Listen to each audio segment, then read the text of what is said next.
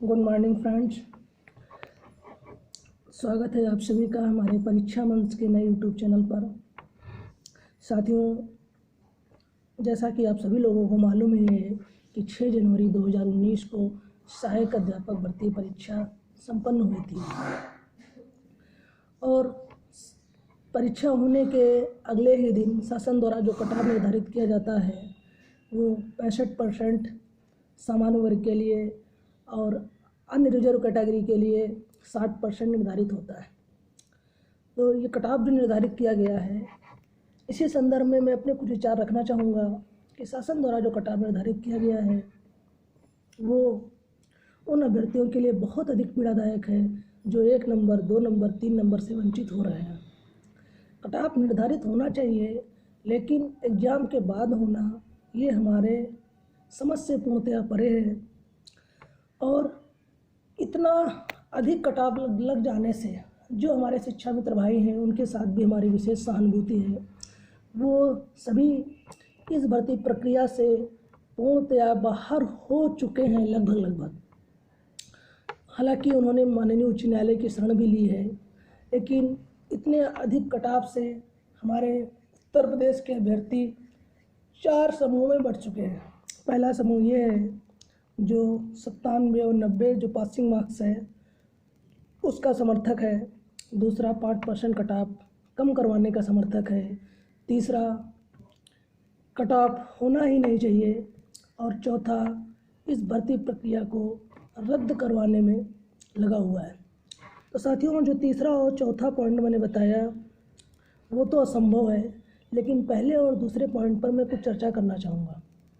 तो साथियों, सबसे पहले आपको ये बताना चाहूँगा कि अभी आयोग द्वारा फाइनल आंसर की जारी नहीं की गई है और हमारे जो अभ्यर्थी 1 नंबर, 2 नंबर, 3 नंबर से रुक रहे हैं उनके लिए अभी भी एक अच्छा अवसर है और वो निराश ना हो। लेकिन उसमें जो 2 से 3 नंबर बढ़ने की संभावनाएं दिख रही हैं, उसमें उन्हीं अभ्यर्थियों को नंबर मिलेगा जिस प्रश्न पर आपको नंबर पहले नहीं मिला होगा। उदाहरण के लिए कोई प्रश्न आता है, उसमें आपने दूसरा ऑप्शन टिक किया है और उसको आयोग ने सही माना है और अगर उसका ऑप्शन बदला जाता है तो आपका नंबर कम होने का भी चांस है और अगर उस पर कॉमन नंबर दिया जाता है तो आपका नंबर बढ़ने का चांस नहीं है। नंबर उसी दशा में बढ़ेगा अगर आपने आयोग द्वारा फाइनल आंसर की में उदाहरण के लिए तीसरा ऑप्शन सही माना जाता है और आपने पहले तीसरा लगाया है और आपको नंबर नहीं मिला है तो उस प्रश्न पर आपको नंबर अवश्य मिलेगा। और हमारे कुछ साथियों द्वारा ये प्रश्न लगातार पूछा जा रहा है, क्या सर हमने आपत्ति नहीं की, हमारा क्या होगा?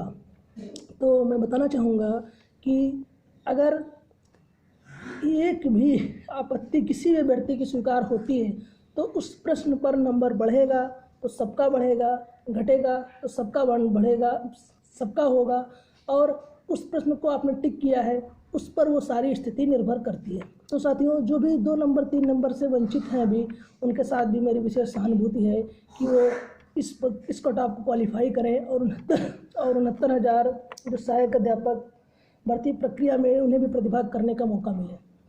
लेकिन साथियों, जो चीज़ें कुछ विश्लेषण के आधार पर निकल कर आ रही हैं वो ये है कि इस भर्ती प्रक्रिया में 4 लाख से अधिक अभ्यर्थियों ने परीक्षाएं दी और सभी अभ्यर्थी शिक्षक पात्रता परीक्षा और केंद्रीय शिक्षक पात्रता परीक्षा भी उत्तीर्ण हैं।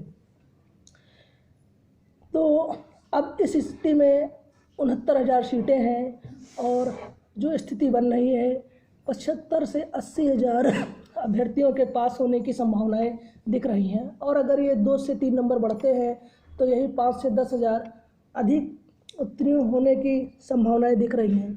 तो इस स्थिति में जो अगली सुनवाई होनी है उसमें सरकार अपना पक्ष बहुत ही मजबूती के साथ रखेगी। सरकार का जहाँ तक मेरे अपने विचार हैं वो कि सरकार यही कहेगी जब इस कट ऑफ पर हमें पर्याप्त अभ्यर्थी मिल रहे हैं तो हम कट ऑफ कम करें। जब हमें योग्य लोगों का जो हमारा मानक है वो हमारा पूरा हो रहा है और अगर इस भर्ती प्रक्रिया में कुछ सीटें खाली रह जाती हैं तब भी जो सरकार का जो मानना है कि वो कटाव कम नहीं करेंगे।